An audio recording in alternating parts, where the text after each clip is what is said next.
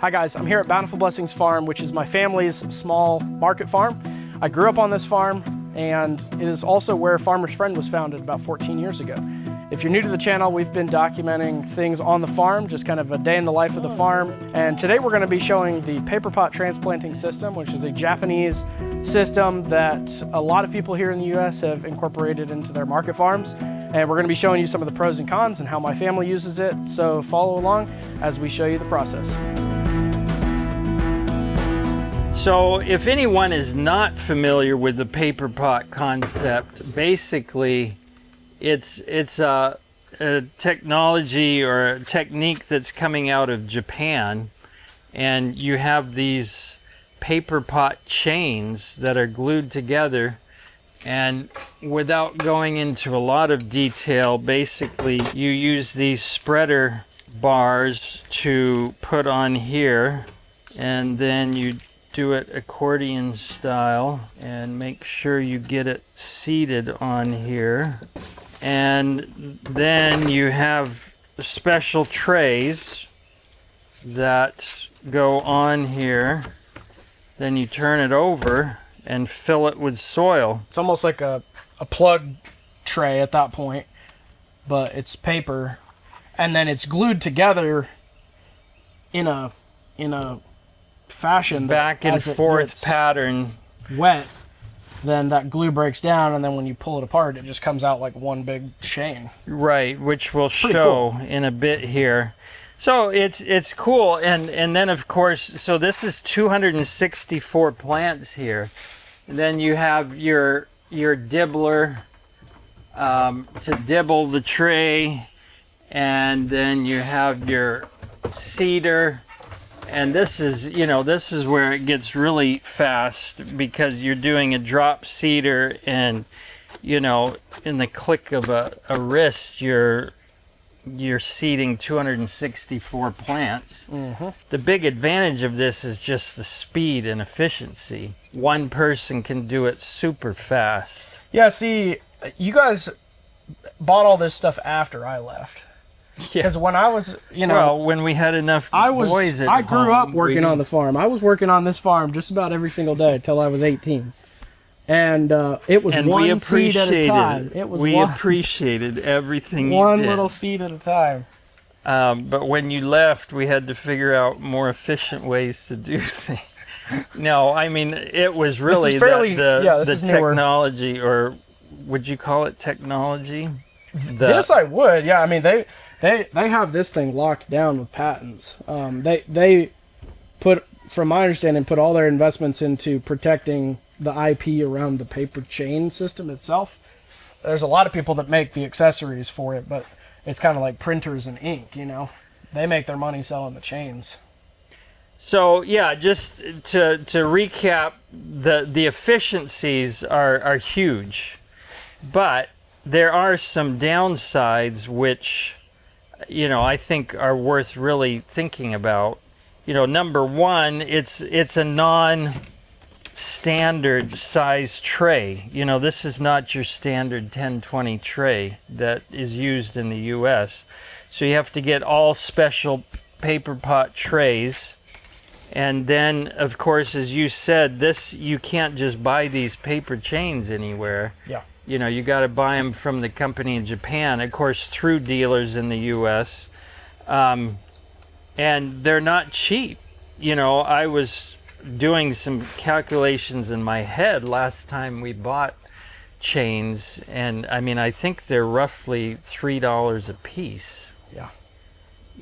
Which, for 264 plants, when you divide that out, it's pennies per plant. Sure. But still, it adds up. And the fact that, if they have a monopoly on these things and you're dependent on it for your farm, I don't like that. So we don't want to become dependent on it. Sure. I mean, the other aspects as far as downsides, obviously, we'll show in a minute the transplanting, and you guys are still using this, so it's got a place. But another downside is that your soil has to be pretty fine and workable in order for this to work right. And then you don't have the ability of using weed fabric or anything to keep the weeds at bay. You're stuck hand cultivating probably. Yeah. And then, I mean, the other thing that can be a little bit annoying is all of the paper chain. If you're doing a fast turn crop, like if you're planting something that's going to be in the soil for 6 months, it's fine. But if you're doing a quick turn on lettuce or something, then you just still have all this paper in the right. soil. Which, yeah, I was going to mention that is an annoyance to me. And I mean, we're talking, we're using compost that those paper chains have been in there a long time, and we're still finding pieces, small pieces of paper chains. So, yeah, in an ideal world, it would just break down in the soil and it'd be finished with it, but it doesn't work that way, at least not for us. So we're pulling out all that paper afterwards. Sure. Now, before we go show it, just for my benefit, a few years ago there was kind of a big debate over this in organic use, wasn't there? Do you know if that really got sorted out? Is this allowed for certified organic? Again, because we're not certified organic anymore. We chose to drop that. I'm not really up on that conversation, but my understanding is that it has been approved for organic production. Okay. So I'm pretty certain I think you're right. That's the case. Yeah. So you got to weigh the advantages and disadvantages. Right now, we're using it for 3 main crops: dill, cilantro, and scallions. Okay. They all do really well in it. And, we do a lot of cilantro. We plant a couple trays every week. Mm-hmm. And it's a good moneymaker. And, if you were having to do it by hand, I think you would not make a lot of money on it. So that's what we're using it for. We've done it for lettuce and a lot of different crops that will do okay with it. But as you said, there's the cultivation aspect and other things that we've just settled on this. And, if we didn't already have the equipment, would we invest in it just for those 3 crops? I don't know. Yeah. But since we've got it, we use it. And hey, if it's all working right, it's fun. Okay, well, let's go show people how fun it can be.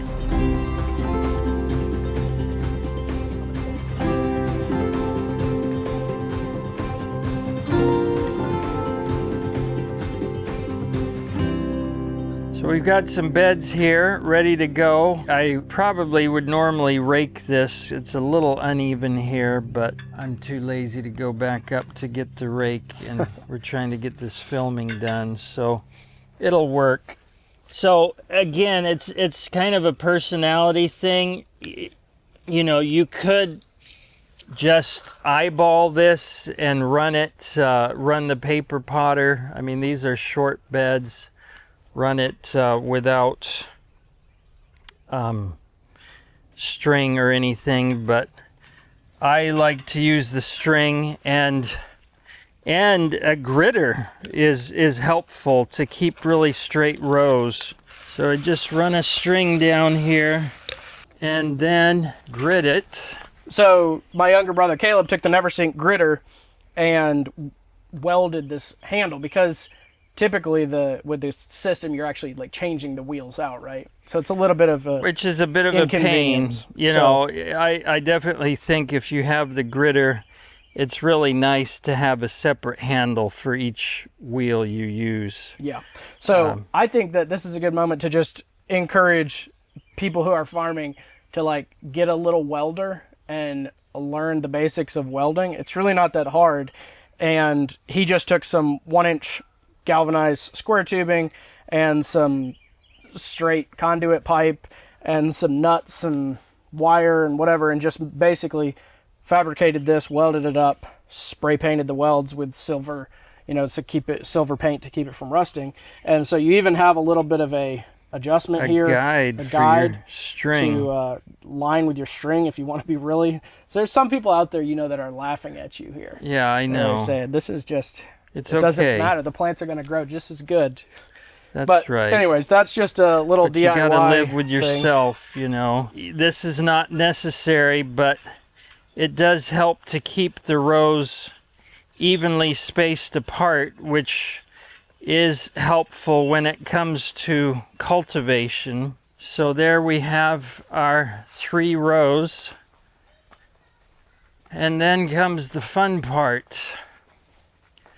Now, I will say these planters are a bit bulky, and especially in tight quarters in a greenhouse, they're not so fun to use. So I guess we'll see here in a second, but I'm guessing you're going to have to hand plant the last 4 or 5 feet of it, right? Yeah. Just not enough room at the end of the row. So basically, you want to make sure your furrower is at the beginning of your bed, and you're going to go forward a little bit. And of course, you know, when you put this on is kind of up to you, but at some point you have this little plate. I will say, I think if I were buying another one, I would buy the Never Sink one, because I like the fact that their handle can Collapse some, and it's a little shorter, I think, so it would be a little nicer in tight quarters. I think this is the original Japanese one, but like you say, there are other companies making them now. So you have to take off this outside piece here. This tells you which one it is. I mean, we're doing some in 4-inch and some in 2-inch. So the purple is the 2-inch. And then you find the end, which is right there, and you pull it out. And you've got to anchor it down somehow. So Is that what I'm here for? yeah, when you have 2 people, it makes it easy. And these wheels are press wheels here. So You could just use a little landscape staple or something. Yeah, there's a lot of different ways. I've seen people use screwdrivers, or we have lots of the landscape staples.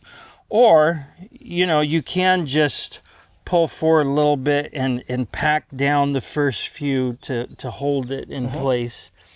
Give it a little slack here. This is dill, and hopefully everything works right. Is it bearing properly? Looks good to me. Looks pretty good. Yep. So I think if it were me and you were going to be doing a lot of this, this would be a reason in itself to go with longer beds. No, well, right? Not really, because look at this. Oh, it's perfect. Yeah. So you'd have to stop anyways. I mean, yeah, you could have it a foot longer. I was just thinking the starting and stopping and switching directions and all that, but I guess your so tray's this empty. this is the 2-inch. So this is, I think it's 40. I thought it was 44 feet, but Okay. this makes me think it's 45 feet. I don't know. Anyway, so then I would just tear this off so we can go a little further. The last little bit, you just kind of have to You're burying it. do something like that. I mean, these beds are actually kind of made for this, you know, with paper pots in mind. See, I've got a foot left, but oftentimes you have a few blank spots, so it's nice to have a few fill-ins. Okay. So, yeah. I mean, you know, how long did that take? Not very long. You know, you imagine, of course, this is seeded really thickly. We take 2 tablespoons of dill and sprinkle it over the top of the paper pot trays. And you're just letting this, you're cutting this as kind of a small micro bunched herb kind of thing. We watered this last evening, so not quite 24 hours ago. So it's good to have some moisture in the soil. Obviously rocks or any kind of trash can gum it up. Yep. And if there was, clay, dirt clods and stuff like that, it's just a disaster. So it really has to be soft, workable soil. If the soil conditions are right and the size of the plants is right, it's a dream to plant. But if you are struggling with some of those areas, you will be tempted to say things you shouldn't to when you're doing this. All right, let's get the rest of it done.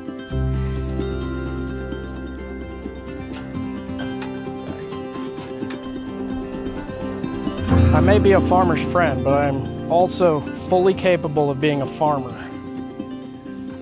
This is the zipper. And again, Johnny's is a little different version, but very simple. If you want to make a furrow, just use it that way, and then to close in the furrow, you just do it like that. But it can work nicely for the paper pots if you didn't get really good coverage for whatever reason. And something like scallions can handle a little bit of burying, and you can vary how much you bury it based on the angle. The higher you lift it, the less dirt you're going to put on it. But that does a nice job of making sure they're covered well. And you can also do that to plant it if you don't have the theoretically paper pot planting tool. Do the furrow, lay down the paper chain, and then cover it back up. I would hate to do that, but it can be done. All right, guys, we're going to wrap the video up. We're going to try to keep these videos in the 20 to 30 minute range, so it's enough content to be meaningful and worth sitting down and watching, but not so much that you got to plan your day around it. So that's kind of our target. Hope this has been helpful to see a system like the paper pot system.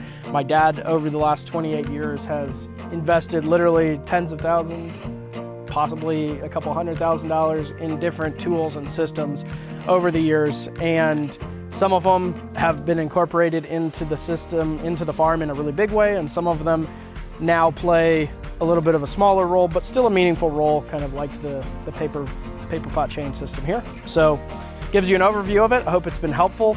If you have comments or questions, put them in the comment section down below. Hope you've subscribed to the channel at this point if you find it meaningful. And until next time, happy growing.